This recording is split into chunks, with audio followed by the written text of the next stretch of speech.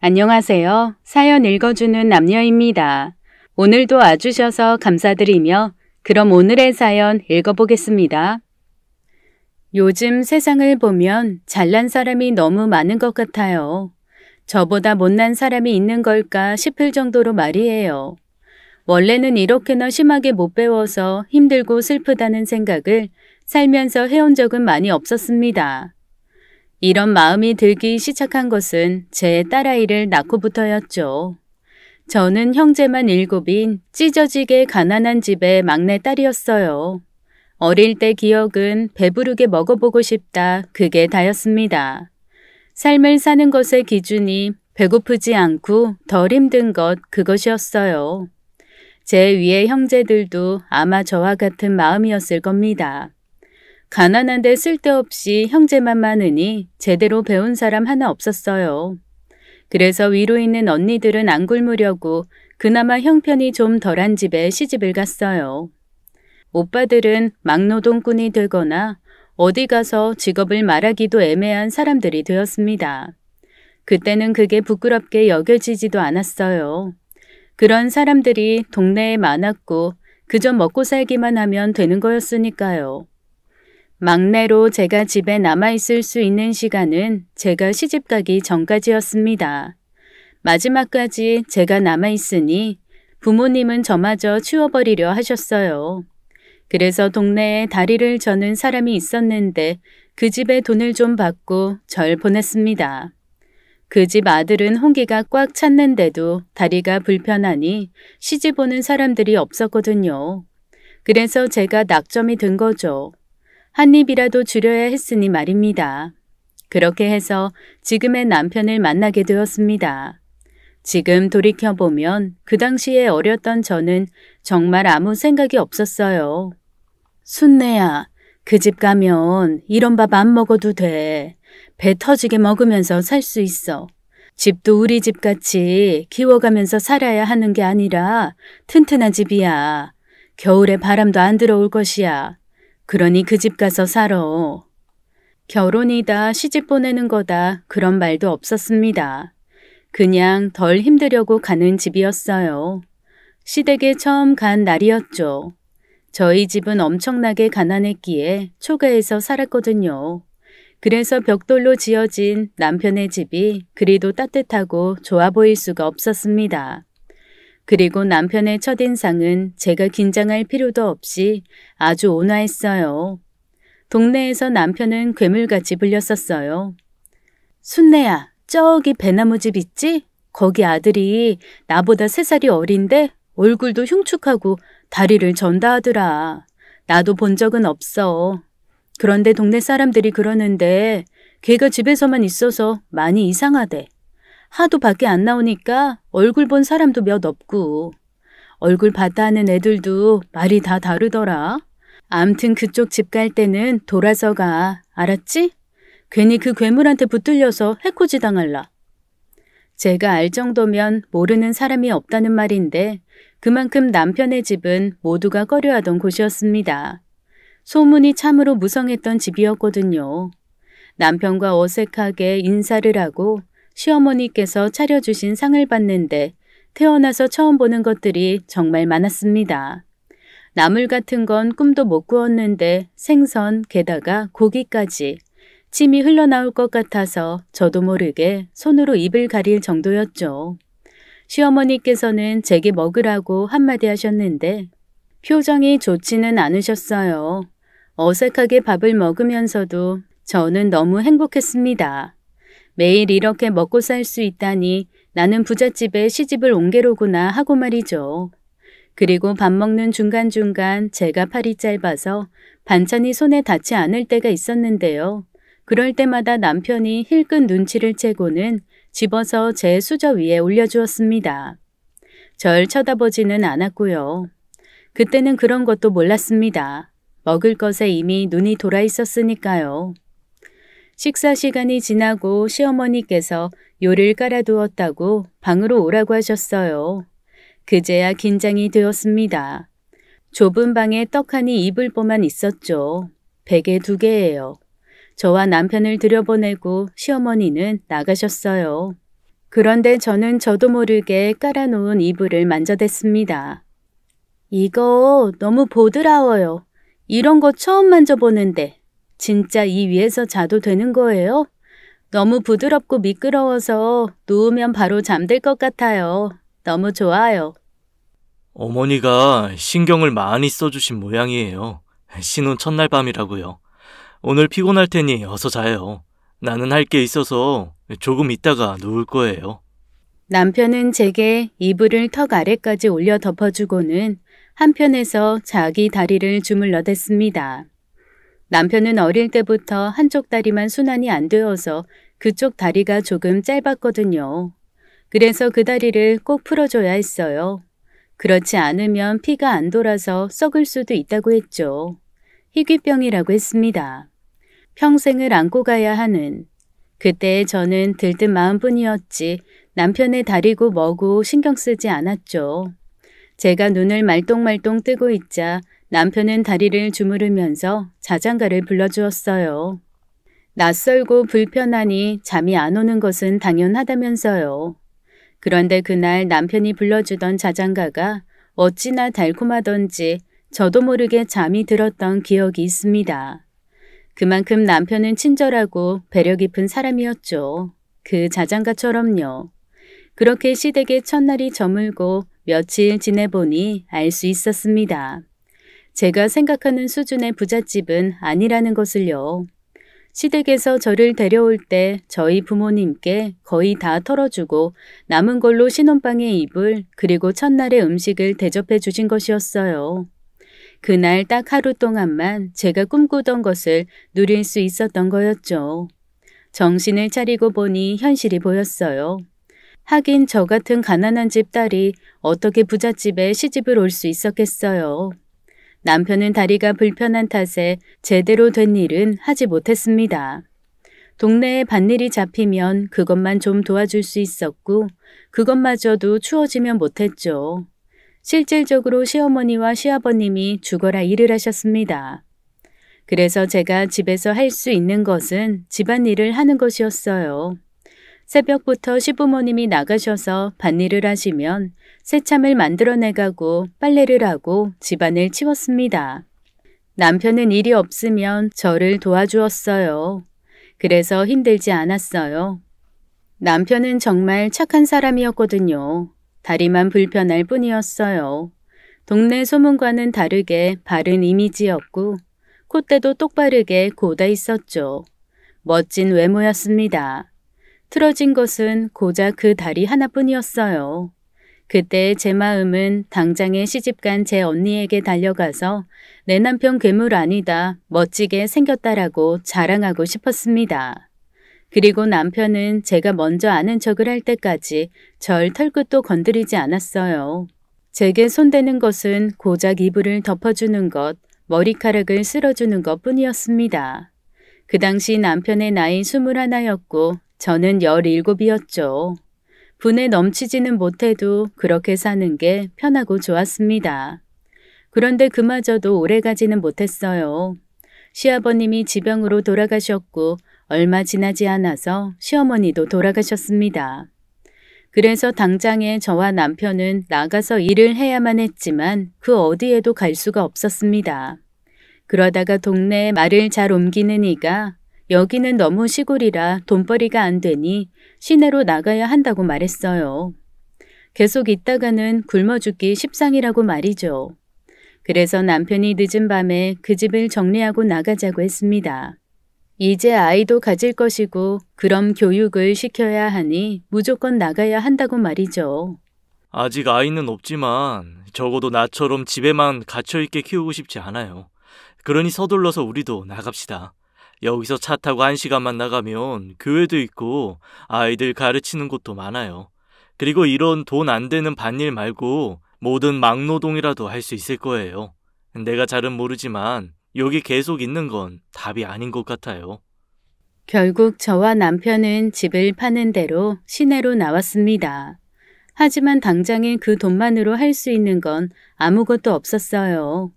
제가 친정에서 살 때처럼 기울어가는 집을 겨우 구했습니다. 일도 안 구해져서 초반에는 시내에 밀집해 있는 막창집에서 일을 했어요. 할 줄 아는 거라곤 청소 빨래뿐이라 거기서 그릇을 닦는 일을 했습니다. 남편은 다리가 불편하니 몸 쓰는 일을 구하기도 어려웠어요.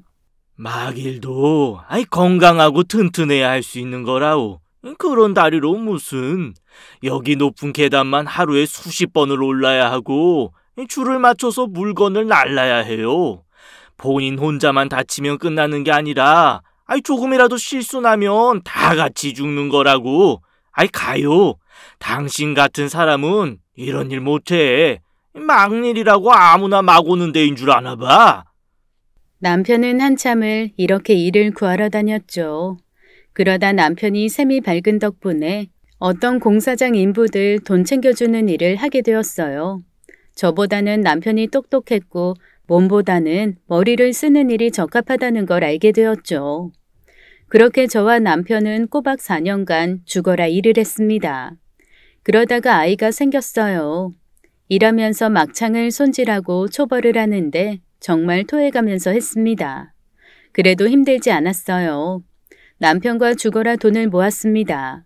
적어도 아이가 태어나고 자라면 공부는 시킬 수 있었으니까요. 그 작은 보람만으로 열심히 살면 적어도 나중에는 힘들지 않게 살 수 있을 것 같았어요. 남들이 보았을 때는 궁상이라고 말할지 몰라도 저와 남편은 안정적이고 여유로운 미래를 꿈꾸면서 열심히 일할 수 있었습니다. 그래서 아이를 낳았을 때 이만큼 있으면 되었다, 충분하다라고 생각했죠. 딸아이를 낳았고 생긴 것이 남편을 빼다 박아 참 이뻤습니다. 제 눈에만 예쁜 것이 아니었어요. 정말로 예뻐서 아이를 받아준 간호사님이 아이야 어떤 아이든 다 예쁘지만 요 아기는 특별히 더 예뻐요. 나중에 꼭 미스코리아 시키세요 어머니. 어쩜 아기인데도 이렇게 예쁠 수 있는지 저희 간호사들끼리는 다 이야기했다니까요. 임순례 산모님 아이 너무 천사같이 예쁘다고요. 그 정도로 제 자식 자랑 잠깐 하겠습니다. 남의 눈에도 예쁘니 제 눈에는 얼마나 예쁘겠어요. 천사가 따로 없었고 그 누구와도 비교할 수 없게 예뻤죠. 딸아이를 낳고 얼마 지나지 않아 저는 막창집 사장님의 배려로 아이를 업고 일했습니다. 제가 하는 일이 주로 잡일들이었고 청소나 재료 손질이었기 때문에 괜찮았어요. 그렇게 해서라도 일을 시켜주셔서 감사할 따름이었습니다. 그리고 아이를 하루 종일 업고 일해도 힘들지 않았어요. 아이를 보는 사람들마다 칭찬을 해주셔서 꼭 우리 아이가 사람들의 칭찬을 모두 긁어모아 더 행복하게 클 수 있을 것 같았거든요. 하루 12시간을 넘게 업고 일을 했지만 제 등이 가벼웠습니다. 아이를 업고 3년을 일했고 그나마 아이가 걸어다닐 쯤에는 더 수월했습니다. 또래 아이들과는 다르게 정말 순했어요. 가지 말라는 곳은 가지 않았고 이렇게 해라 저렇게 해라 하는 말을 다 올곧게 듣는 아이였습니다. 그래서 아이 키우면서 일하는 게 정말 좋다고 생각했어요. 그런데 제가 그 식당에서 10여 년 가까이 일할 쯤에 사정이 좋지 않아서 사장님이 식당을 접겠다고 했어요. 그런데 장사가 그리 안 되는 것도 아니었고 개인적인 사정으로 그만두신다기에 아쉬운 건 저뿐이었죠. 그러다 식당을 정리하기 한 달 전쯤에 사장님이 저를 몰래 불러서 말했습니다. 혹시 식당을 인수할 마음이 없느냐고 말이죠. 제가 식당 어떻게 돌아가는지도 다 알고 있고 사장만 하면 되는 것이니 어려울 것이 전혀 없을 거라고 말이에요. 그런데 제게는 그럴 만한 돈이 없었기 때문에 단칼에 거절을 했습니다. 제 주제에 무슨 식당을 운영하겠어요. 하루 벌어 하루 먹고 사는 사람이고 겨우 모은 돈도 나중에 제 새끼에게 줄 거예요. 그것도 얼마 안 되어서 더 일을 해야 하나 말아야 하나 고민 중이고요. 말씀은 감사하지만 안 될 것 같습니다. 죄송해요. 에휴, 자네 알부자인 거 내가 다 아는데 이번에 이사도 했잖아. 애 키우면서 살아야 한다면서 말이야. 바깥 양반도 성실해서 돈도 어느 정도 모았겠다. 이제는 편히 살아야지. 우리도 딴 데에 팔면 진짜 돈 많이 받고 팔 수 있는 건데 자네 생각해서 아직 안 팔았어. 큰 돈도 필요 없어. 내가 자네한테 거의 주다시피 하고 갈 거란 말이지. 딱 5천만 놔주면 내가 이 가게 줄게. 어때? 그 정도 돈으로 가게 내는 거 요새 엄두도 못 내. 자네 나이도 있고 이제 애도 클 건데 평생 이렇게 남의 집 일만 할 거야? 자네 가게도 가져야 하지 않겠어? 사장님 소리 들으면서 살아야지. 그때 딸아이 몫으로 모은 통장이 있었고 5천만 원은 되지 않았어요. 그래서 5천이란 돈도 없다, 어렵다고 하자 사장이 다급하게 그럼 있는 돈이 어느 정도냐고 묻더군요. 그때 아마 3천이 조금 안 되었을 겁니다. 그러자 그걸로 어떻게 해보겠다고 하는 거예요. 아마 그 말에 제가 정신이 헷가닥 돌았던 것 같았습니다.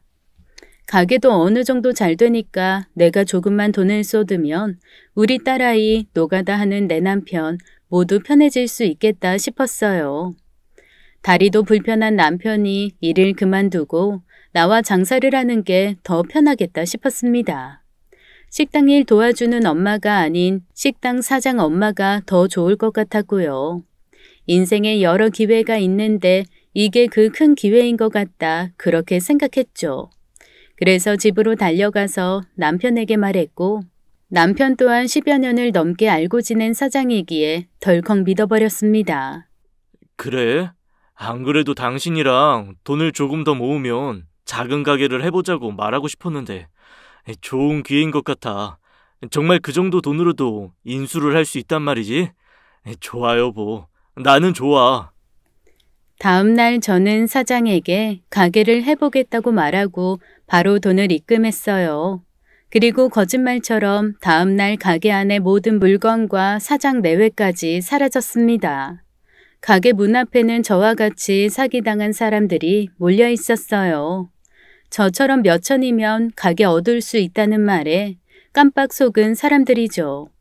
다 같이 경찰서도 가고 조서도 쓰고 별걸 다 해보았지만 이미 사장 내외는 베트남으로 출국을 한 상태였어요. 이 사람들 작정하고 잠적했어요. 식당 싸게 인수하게 해주겠다고 주변 사람들한테 말한 게 정확히 출국 일주일 전이었는데요. 사기당한 사람들 전부가 같은 날 같은 제안을 받았네요. 이거는 끝까지 다 뜯어내고 가겠다는 거죠 뭐. 우선 그쪽 나라에 요청은 해두었는데 기간이 얼마나 걸릴지는 저희도. 사기당하신 분들이 다 사정이 많이 안 좋아요. 병원비 낼 걸로 하신 분도 있고 집 팔아서 하신 분들의 에휴 벼룩의 간을 빼먹었네. 경찰들은 애써보겠다고는 했지만 차도가 없어 보였습니다. 그 사실을 남편에게 알리기는 죽기보다도 힘들었어요. 어제까지만 해도 남편과 저는 인생이 조금은 더 잘 풀리겠다는 마음에 웃었습니다. 그런데 하루아침에 이렇게 되니 해맑게 웃던 남편이 자꾸 떠올라 가슴이 미어졌어요. 그로 인해 저와 남편은 다시금 영원 인생이 되어버렸죠. 그런데 터덜터덜 걸어서 내 것이 될 줄 알았던 가게 앞에 다다르니 남편이 절 바라보았습니다. 남편은 다 아는 듯한 눈빛이었고 저는 그 자리에 주저앉아 서럽게 울었습니다. 남편은 쩔뚝대며 다가와서 저를 안아주었고 아무 말도 하지 않았어요. 그저 손으로 제 어깨를 쓸어주기만 했습니다. 차라리 뭐라고 욕이라도 했으면 편했을 텐데 그런 것도 전혀 없었어요. 그 휑한 거리에서 들리는 건 제 울음소리 뿐이었습니다. 당신 탓만 하지 마. 내 탓도 있어. 나도 좋다고 했잖아. 어쩌겠어. 하늘에서 우리 정신 제대로 차리고 살라고 혼낸 건가 봐. 앞으로 정신 똑바로 차리고 진짜 열심히 사는 수밖에. 이렇게 좌절만 하고 있어봐야 어쩔 거야. 더 일하고 더 고생하는 방법밖에 없어. 우리한테는 우리 딸이 있잖아. 좀만 더 고생하자 여보. 다 괜찮아. 우리 둘이면 못할 거 없어. 그렇다고 저나 남편이나 손을 놓고 살 수는 없어서 그날 바로 일을 구하러 다니기 바빴습니다. 남편은 원래 일하던 사무실에서 다른 사무실 일까지 일을 더 받아서 하기로 했어요.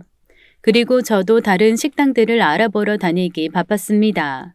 그래봤자 같은 종류의 식당들일 뿐이었지만요. 학력도 없고 아는 거라곤 소, 돼지, 내장 손질하는 것뿐이라 원래 받던 돈에서 더 주는 좋은 식당들을 찾기는 어려웠습니다.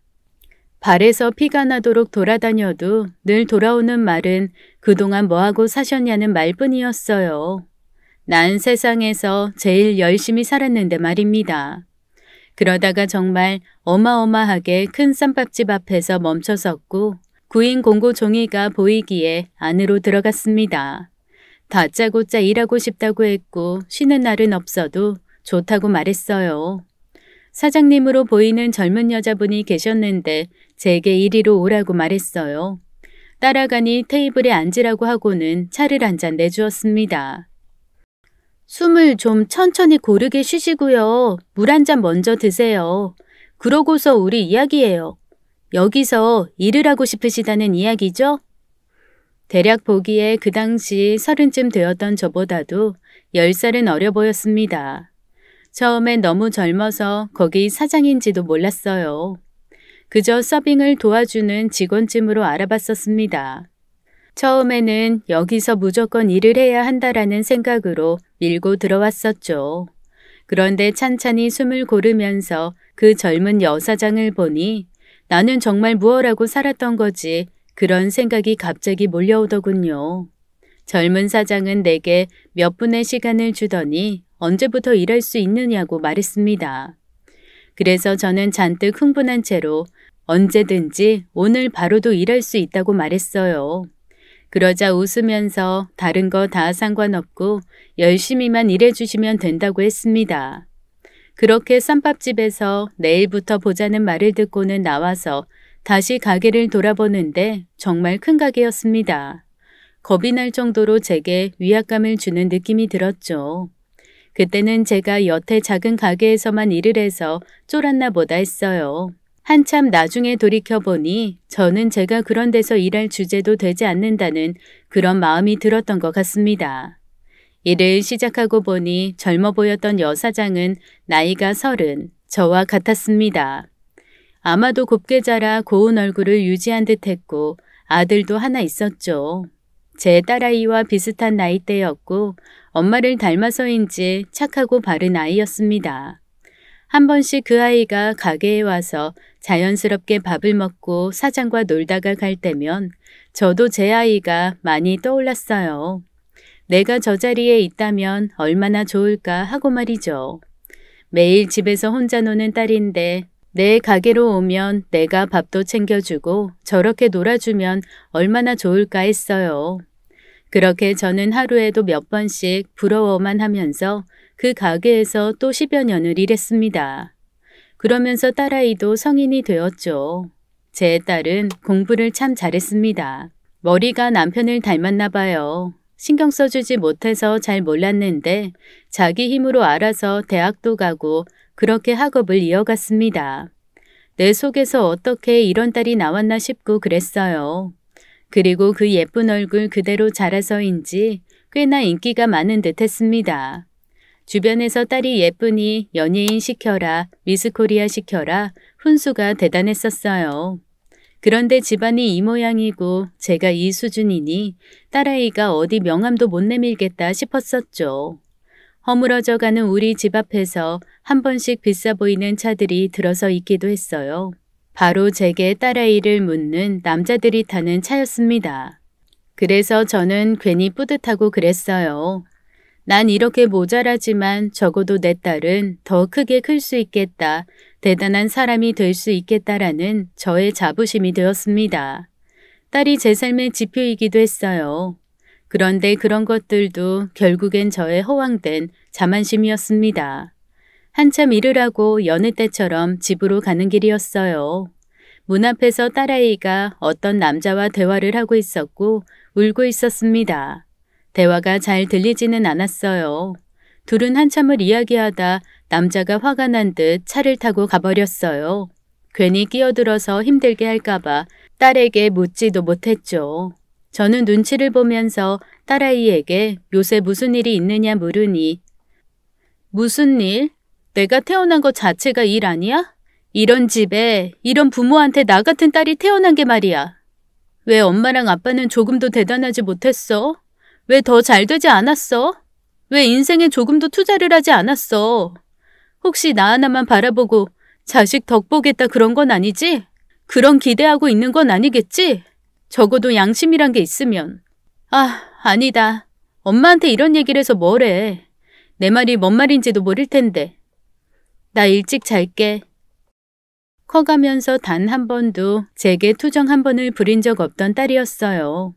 말이 없고 조용한 편이라 사실 무슨 생각을 하고 사는지도 잘 몰랐습니다.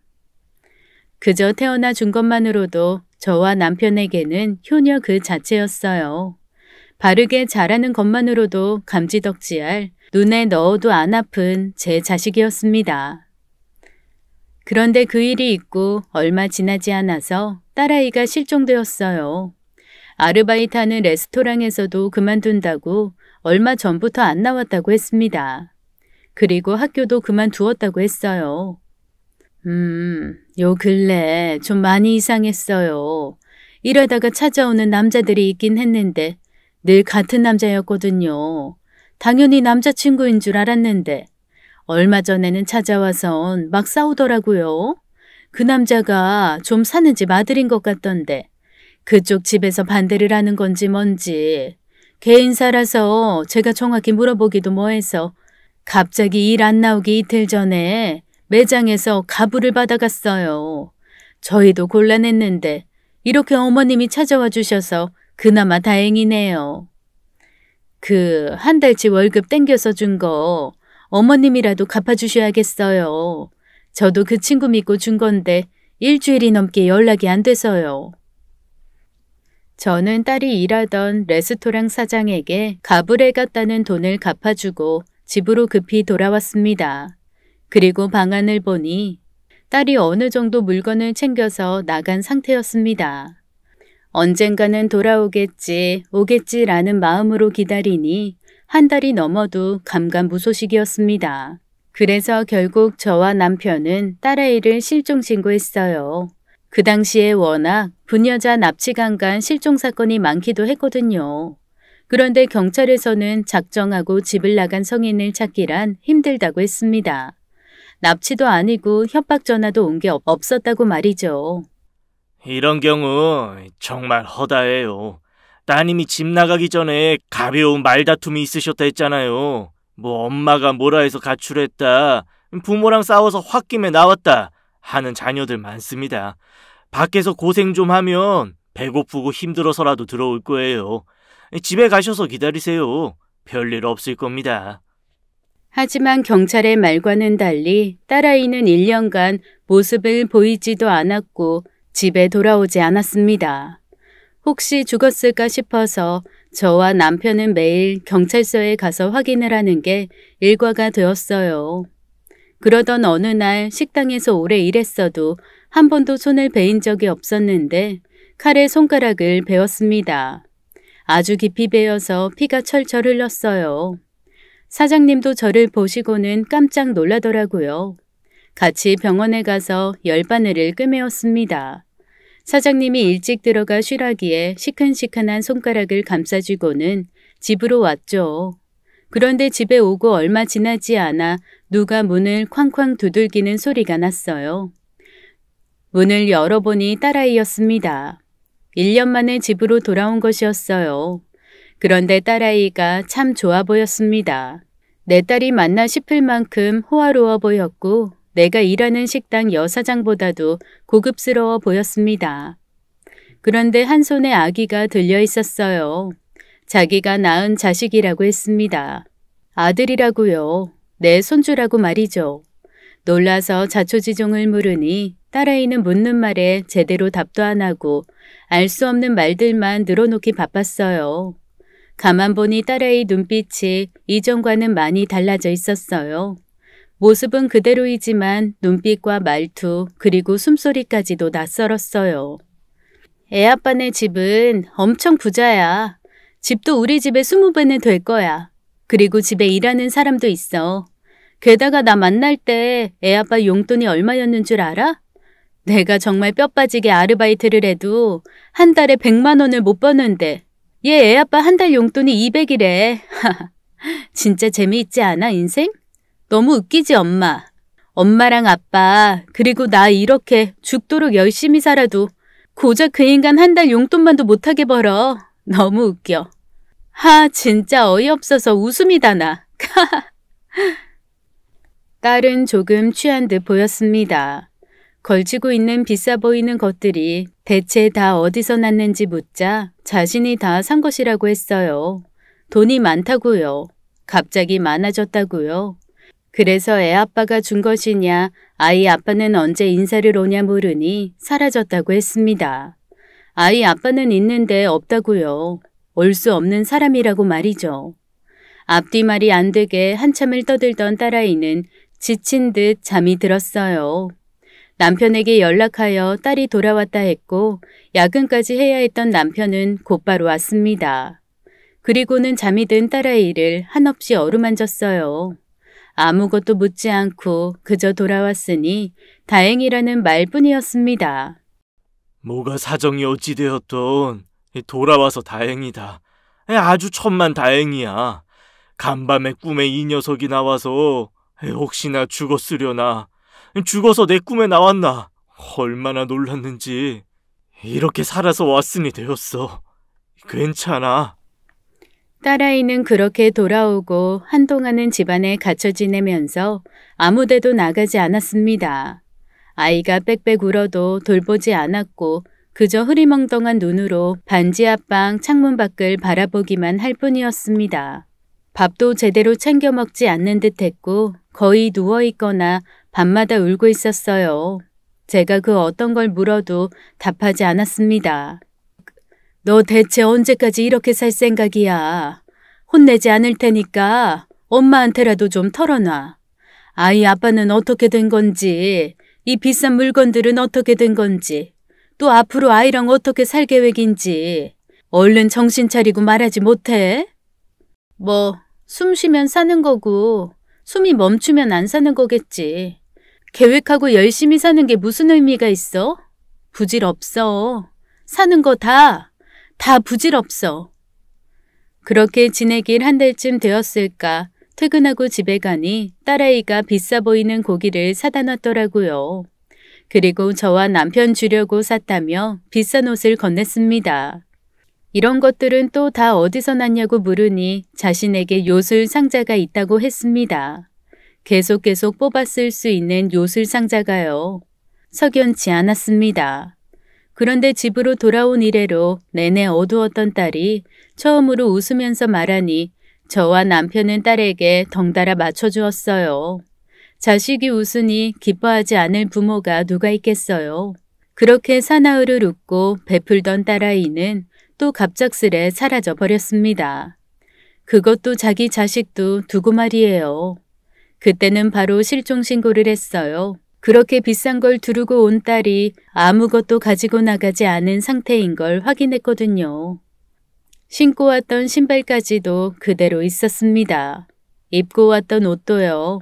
대체 어떤 걸 걸치고 나간 건지 종잡을 수도 없었습니다. 실종 신고를 하고 처음으로 경찰에게 바로 연락이 왔어요. 제 딸이 강에서 발견되었다고요. 저는 손이 떨려서 굳었고 움직일 수가 없었어요. 남편은 저를 챙겨 쩔뚝이며 겨우 함께 병원 영안실에 갔어요. 사망자를 확인하는데 정말 제 딸이 맞았습니다. 죽은 딸아이는 엄마 아빠 미안해라는 쪽지 하나를 쥐고 있었고 대학 입학할 때 남편이 사준 정장을 입고 있었습니다. 신발도 신고 있지 않았어요.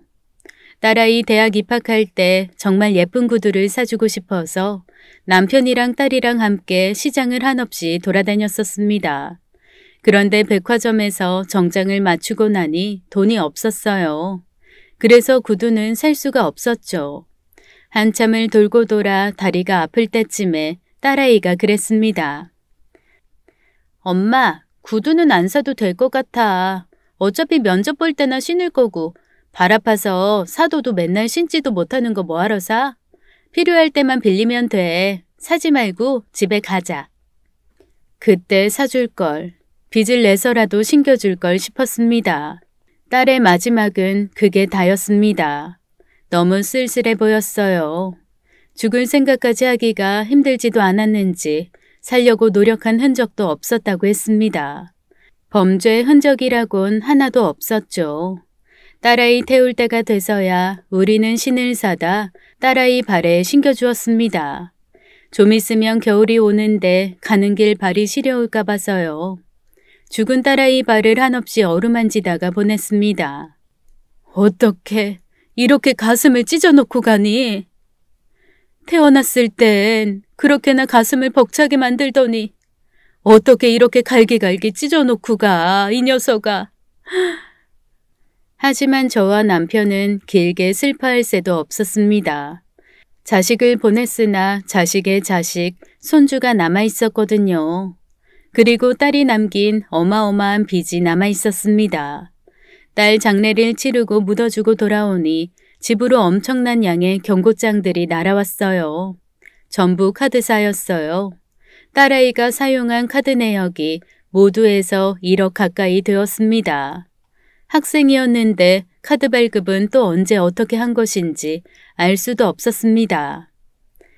집에 돌아왔을 때 걸친 것들, 저와 남편에게 선물한 것들 전부가 빚이었어요. 살면서 없이는 살았지만 빚을 져본 적은 없기에 당황스러웠습니다.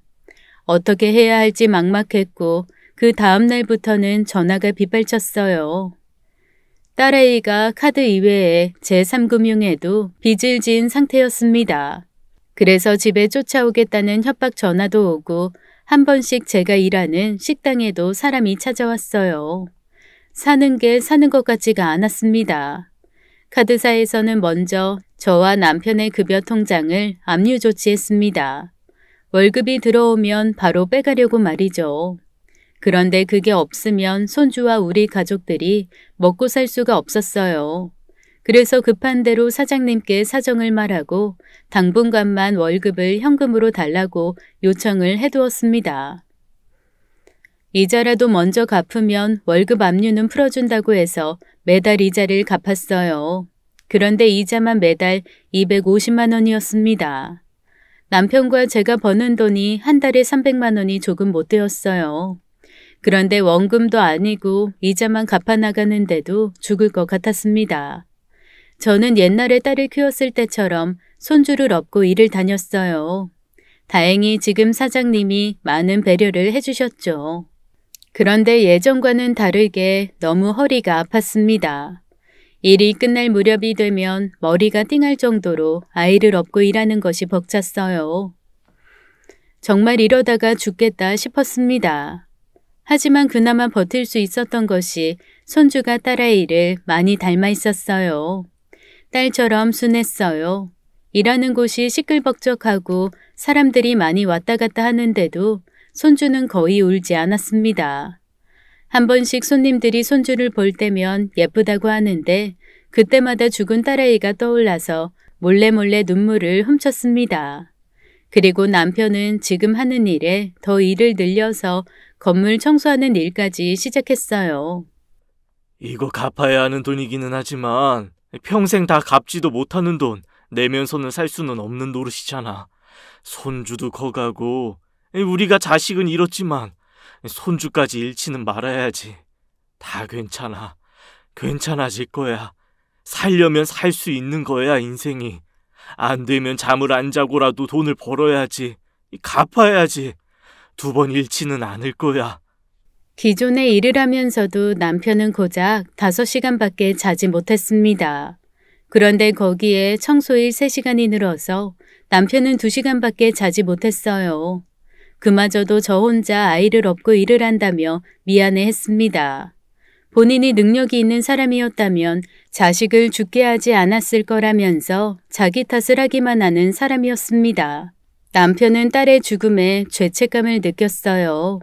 그래서 한없이 일하는 걸 딸을 위한 속죄로 여기는 듯 했습니다. 그렇게 저와 남편은 언제 끝날지 모를 속죄를 이어갔어요. 그 사이에 손주는 무럭무럭 잘 커갔고요. 돈을 계속 벌었지만 줄어들지 않은 빚은 결국 우리의 작은 집도 빼앗아 갔습니다. 그래서 정말 지독한 달동네까지 넘어갔고 화장실도 씻을 곳도 없는 곳으로 갔죠.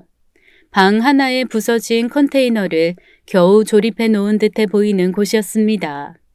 그마저도 가게 사장님이 마련해 준 것이었어요. 원래 여기가 집은 아니고 고철 같은 거 수집하시는 분이 임시로 머물렀던 곳이었대요. 우리 가게 지금 공사 중인데 방 하나를 틀 거예요. 거기 완공되면 그때 옮겨서 거기서 살아요. 우선 임시로 여기서 지내고요. 미안해요. 좀 더 사정을 빨리 알았다면 더 빨리 도와주었을 것을. 사장은 제 딸아이와 동갑인 아들과 같이 와서 저희를 매번 도와주었습니다. 자연스럽게 저는 사장 아들에게 눈이 갔어요. 내 딸이 안 죽었으면 지금 저렇게 살아있을 텐데 하는 아쉬움이 있었죠. 그리고 내가 아니라 저 사장이 내 딸의 엄마였다면 살아있었겠지 하는 생각도 들었습니다. 딸이 남기고 간 손주는 자라는 모습 또한 딸과 같았어요. 투정 한 번이 없었습니다. 할머니, 할아버지 하면서 잘 따르고 속 한 번 썩이지 않았어요. 하지만 딸과는 다른 점이 하나 있었어요. 돌이켜보니 저와 남편이 딸아이를 키우면서 한 번도 딸의 주변 사람들을 마주한 적이 없었습니다. 정말 친한 친구라든가 만나는 연인이라든가 같이 일하는 동료라도 말이죠. 딸은 우리에게 지인을 소개해주거나 만나게 해준 적이 단 한 번도 없었어요. 하지만 손주는 사춘기 예민한 중학생 때 허물어져가는 집에 친구를 데려왔어요. 제가 일하는 식당에도 찾아와서 팔 걷어붙이고 제 일을 도와주기도 했습니다. 저를 업어주기도 했어요. 또 학교 선생님을 만나게 해주기도 했죠. 빚이 많고 힘들었지만 손주 때문에 사는 것 같았습니다. 손주는 남편이 일하다 다쳐서 일을 못하게 되었을 때 대신 일하기도 했습니다. 남편이 일하는 사무실 관리자가 한없이 칭찬을 했죠. 이 집 손주 정말 똑똑해. 우리는 고양이 손이라도 빌리자는 마음이었는데 웬걸. 할아버지보다 잘해요 일을. 손주 잘 키워요. 아주 대단한 놈이라니까. 그 정도로 손주 녀석은 정말 똑똑했고 그렇게 잘하면서도 울상 한번 투정 한번 부리지 않았죠. 그래서인지 저와 남편은 더 불안해했습니다. 딸아이처럼 꽁꽁 맘을 감추다가 떠날까 봐서요. 그리고 자신의 엄마가 어떤 사람인지 아빠는 누군지도 묻지 않았습니다. 알고 싶지 않은 건지 알기 싫은 건지 같이 텔레비전을 보다 부부나 가족이 나올 때면 손주는 자연스럽게 자리를 피해버렸죠. 그래서 처음으로 손주에게 먼저 이야기를 꺼냈습니다. 아가, 엄마 보고 싶지 않어? 궁금하지 않어? 그러자 손주는 처음 보는 표정을 지었습니다. 안절부절 못하는 표정이었죠. 할머니, 말하고 싶지 않아? 자세히는 모르지만 집으로 독촉 고지서가 오잖아. 엄마 이름으로. 왠지 내가 모르고 있는 게 나을 것 같아서 난 지금 좋아. 할머니 할아버지가 다른 애들 할머니 할아버지보다 젊기도 하고 그냥 내 부모님이다 생각하고 있어. 그리고 엄마 이야기 나오면 할머니 할아버지 표정이 너무 슬퍼. 그러면 나도 슬퍼. 난 슬프고 싶지 않거든. 내가 지금은 어리지만 딱 3년만 지나봐. 그럼 나 성인이야 할머니. 그때 되면 내가 할머니 할아버지 책임질게. 편하게 해줄게. 나 때문에 힘들게 살게 해서 너무 미안해 할머니. 그리고 늘 고맙게 생각해. 저는 손주의 말에 그 자리에서 뭔가가 터지듯 어윽하고 눈물을 흘렸습니다. 손주가 기특해서라기보다는 알아줘서 고마웠었나 봐요. 힘들었지만 힘든 내색 안 하고 사는 것, 그걸 손주가 어루만져 주었죠. 그래서 그동안의 감정이 터진 것 같았습니다. 그래서 그날 밤 겨우 눈을 붙이러 온 남편에게도 그 이야기를 전해주었고 남편 또한 눈물을 훔쳤습니다. 그리고 손주가 고등학교를 졸업하고 본인이 내뱉은 말들을 지켜나가기 시작했어요. 그간은 잘 몰랐었다면서 파산 신청을 해서 죽은 딸아이 앞으로 잔뜩 쌓인 빚들을 정리하자고 했습니다. 우리에게는 다 갚을 능력이 없고 법으로부터 최선의 보호라고 말이죠. 그래서 저희는 손주가 알려주는 대로 따랐고 파산 신청까지 하게 되었습니다. 그런 게 있는지도 몰랐었어요. 그리곤 손주는 한 공장에 취업을 했습니다. 고졸 전형 취업이었고 저와 남편도 아는 삼성이라는 회사였어요. 집에 있는 텔레비전의 회사라니 기특했죠. 손주는 저와 남편에게 근로계약서를 보여주며 상기되어 말했습니다. 빚도 정리되었고 앞으로 자신이 이 정도 버니까 빨리 집을 장만할 수 있을 거라고요. 할머니, 할아버지, 이제는 내가 가장할 거야. 나랑 같이 일하는 선배들이 그러는데 조금만 고생하면 된대. 상여금도 있고 포상금도 있어서 진짜 많이 줘. 일도 별로 안 힘들대. 나 아는 선배는 지금 집도 샀어. 결혼도 하고 다 자기 혼자 번 돈으로 말이야. 이제 내가 조금만 더 벌면 집도 살 거고 할아버지 다리 수술도 해줄 거야. 지금은 기숙사에서 살아야 하지만 진짜 조금만 기다려줘, 할머니, 할아버지. 건강만 잘 지키고 계셔. 알겠죠? 그저 손주의 말만으로도 모든 게 다 해결이 된 느낌이었습니다. 그간의 모든 슬픔들이 다 치유가 되는 기분이었어요. 그리고 그 끝에는 미안함이 가득했죠. 제대로 키워주지도 못하고 해준 것도 없는데 이렇게 혼자 다 커서 너무 미안했습니다. 그래서 이제 일을 막 시작하는 손주에게 정장 한 벌과 멋들어진 구두를 선물했습니다. 딸아이에게 해준 것보다도 훨씬 더 좋은 것으로 말이에요. 특히 신발은 정말 좋은 것으로 해주었습니다. 좋은 신을 신어야 좋은 길로 간다 하더라. 내가 그 말을 너무 나중에 알았지 뭐야. 네 엄마한테도 생전에 좋은 신발을 사줄 것을. 내가 왜 그랬을꼬? 왜 그랬을까? 고급 구두점에서 손자에게 구두를 신겨주면서 저도 모르게 눈물을 흘렸습니다. 주변에 있던 사람들이 모두 저희를 바라보았지만 저는 죽은 딸아이 생각에 눈물을 멈추지 못했어요. 그러자 손주는 우는 제 얼굴을 어루만지더니 웃으며 말했습니다. 그럼 이제 나는 좋은 길만 가겠네. 울지 마, 할머니. 할머니 잘못한 거 없어. 이기적으로 죽어버린 엄마가 잘못한 거니까. 엄마의 잘못을 할머니의 잘못이라고 생각하지 마. 난 엄마랑 달라. 할머니랑 살면서 한 번도 죽고 싶다는 생각해 본 적 없어. 열심히 살아야겠다. 할머니, 할아버지와 꼭 같이 오래 살아야겠다. 그 생각만 했어. 엄마가 잘못한 거야. 할머니 울지 마. 아마 엄마는 저 세상에서 땅을 치고 후회하고 있을 거야. 울지 마. 처음으로 제게 냉정하게 말해주는 손주 덕에 울음을 뚝 그치게 되었습니다. 감성적이고 쉽게 좌절에 빠지던 딸아이와 다르게 손주는 현실적이고 뭐든 빨리 극복해 나가려는 아이였어요. 딸아이와 닮은 듯 보였지만 남편을 많이 닮은 아이였습니다. 뭐든 괜찮다, 죽기보다는 사는 것이 낫지 않나 라고 하는 남편과 말이에요. 그때 저는 한 번 더 다짐했습니다. 다시는 손주 앞에서 울지 않기로요.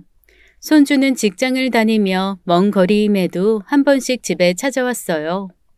허물어져가는 집인데도 불구하고 직장 동료를 데려오기도 했습니다. 제 음식 솜씨가 좋다고 동료에게 자랑도 했대요. 와서 밥을 먹고 가기도 하고 심지어는 자고 가기도 했어요.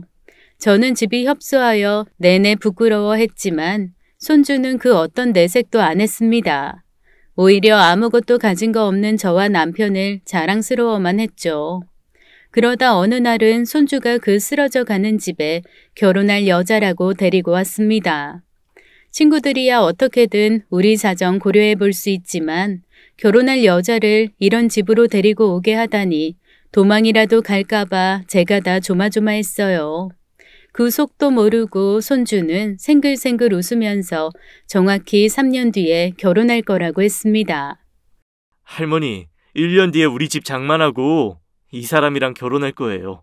이 사람이랑 나, 그리고 할머니, 할아버지 다 같이 살 생각이에요. 괜찮죠? 에휴, 우리야 괜찮지만 너도 참, 너 이러면 색시가 싫어해. 너희들끼리 나가서 사는 게 좋지. 다 늙은 우리랑 사는 게 뭐가 좋아. 아가씨, 걱정 말아요. 우리가 그렇게까지 눈치 없는 늙은이들은 아니야. 둘이서 나가서 살면 돼. 알겠죠? 그러니까 우리 손주 좋게 봐줘요. 이 녀석이 우리 생각한다고 이러는 거야. 그럴 필요 없거든요. 나는 우리 손주가 장가가서 행복하게 사는 것만 보면 그걸로 됐어요. 아무것도 바라는 거 하나 없어요. 그러자 손주 며느리가 하는 말이 자신은 부모가 없어서 상관없다는 겁니다. 아니에요, 할머님. 저는 좋아요. 저는 고아로 자라서 이제 가족이라면 옆에 이 사람뿐이거든요. 결혼해서 할머님, 할아버님이랑 같이 살자고 한 건 저예요. 이 사람 이렇게 바르게 잘 키워서 저한테 오게 해주셔서 너무 감사해요. 그 감사함 제가 할머님, 할아버님께 갚으면서 같이 살게요. 손주 며느리는 고아원에서 줄곧 자랐다고 했습니다. 지금 직장에서 손주를 만났고 오래간 만나왔다고 했죠. 그래서 그동안의 사정을 모두 다 알고 있다고 말했습니다. 속도 깊은 아이였어요. 부모가 누군지 잘 모르는 것, 그건 제 손주와 닮아 있었습니다. 하지만 부모 손 타지 않고 자란 아이치고는 손주나 손주 며느리 모두 바른 아이들이었죠. 그래서 그날 인사 온 그 아이들을 데리고 저는 딸아이 무덤가에 갔습니다. 처음 갔어요. 딸아이를 태웠지만 땅에다가 묻어주었어요. 속절없이 가버리긴 했지만 딸아이의 흔적을 어딘가에 남겨두고 싶었습니다. 생각날 때마다 찾아가고 싶기도 했고요. 손주에게는 알린 적 없었기에 손주는 처음으로 가보는 것이었죠. 그리고는 솔직하게 그간의 모든 일들을 털어놓았습니다. 딸아이가 어떤 아이였는지, 왜 그렇게 되었는지, 손주의 아버지는 우리도 알 수 없다고만 그렇게 정리해서 말해주었어요. 모두 털어놓고 나니 제 속은 편해지더군요. 아마도 먼저 간 딸아이도 이제 좀 편해지지 않았을까 싶었습니다. 우리 불쌍한 딸, 너 때문에 죽을 듯이 힘들었는데 네가 보내준 우리 손주 덕에 엄마가 이렇게 숨쉬고 사는 거다. 자식이라고 하나 있던 게 그렇게 가슴을 찢어 놓더니 지금은 또 이렇게 기쁘게도 해주네. 네 자식 이리 바르게 자라서 이제 장가간대. 결혼할 손주 며느리도 같이 왔어. 엄마는 이제 더할 나위 없다. 이렇게 죽어도 여한이 없어.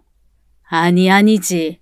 우리 손주 녀석이 오래오래 같이 살자고 했으니 앞으로 행복하게 살 일만 남았지. 너도 이제 그만 힘들어하고 편히 잠들어라. 조금 늦게 갈게 엄마는. 제 넋두리가 끝이 나자 손주는 절 안아주었고 손주 며느리는 제 손을 잡아주었습니다. 그렇게 또 가족이 더 늘었습니다. 손주는 회사 근무를 10년을 채운 뒤 손주 며느리와 식당을 하나 개업했어요.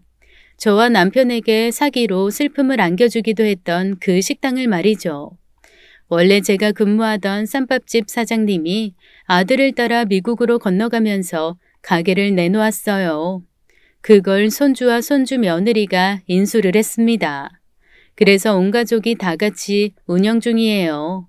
장사는 그럭저럭 잘 되고 있고요. 카운터는 남편이 주로 보고 있고 며느리와 저는 주방을 보고 있어요. 우리 손주는 사장님이고요. 요즘만 같으면 아무리 힘들어도 100년, 1000년 살 수 있을 것 같습니다. 살만 나는 세상이에요. 그리고 얼마 전에 손주 며느리가 떡두꺼비 같은 아이를 낳았습니다. 생긴 것이 우리 손주를 빼다 박았죠. 그래서 가족이 더 늘어서 저희는 5 식구입니다. 입이 하나 더 늘었다고 걱정하던 예전과는 달리 입이 하나 더 늘어서 행복하고 기쁩니다. 혹시라도 지금 너무 힘들고 현실을 받아들이기 슬픈 분이 계시다면 그래도 살아보라고 말해주고 싶습니다. 현재는 행복하지만 그동안 제가 유일하게 후회하는 것은 우울해하고 한없이 가라앉아 있던 딸아이 일을 달래주지 못했던 것. 그것 하나거든요. 슬퍼도 죽을 것 같아도 살아보세요, 여러분. 슬픔은 불행을 데려오기도 하지만 기회와 행복도 같이 데려옵니다. 반드시 행복해질 거예요. 오늘 이야기 어떠셨나요? 인생을 전반전과 후반전으로 나눈다면 사연자분의 전반전은 고난과 시련의 길이었던 것 같네요. 그래도 심성 바르고 똑똑한 손주 덕에 살맛 나는 후반전을 지나고 계신 것 같아 참 다행입니다. 부디 앞으로는 행복한 일 더 많으시길 바랄게요. 오늘도 끝까지 함께해 주신 여러분 감사합니다. 날씨가 점점 추워지고 있는데요. 감기 조심하시고 건강 잘 챙기세요. 감사합니다.